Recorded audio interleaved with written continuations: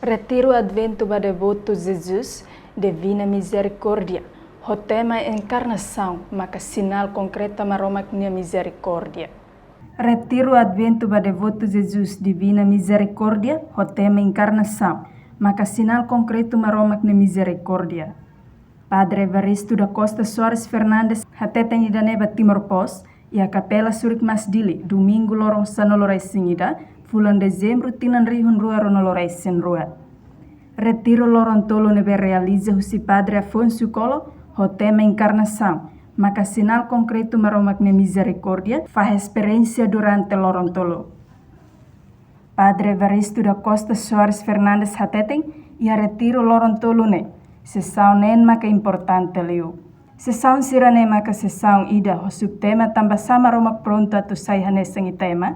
Segundo sessão, maromak halo itema hola parte iha maromak ne plano. Plano batolo Jesus ne moris. Sessão hat Jesus maka relação maromak ne rai. Sessão 5, Divina Misericórdia. Sessão nem, Devoção Divino Misericórdia. Tiro a Devoto Sira, iha dia 9, toita dia 21, dia 11 hoje. Então, hal ini minha tema para retiro idanema ka encarnasi bukti nyata kerahiman Allah. Potetum dihakata encarnação maka sinal concreto maromak misericórdia.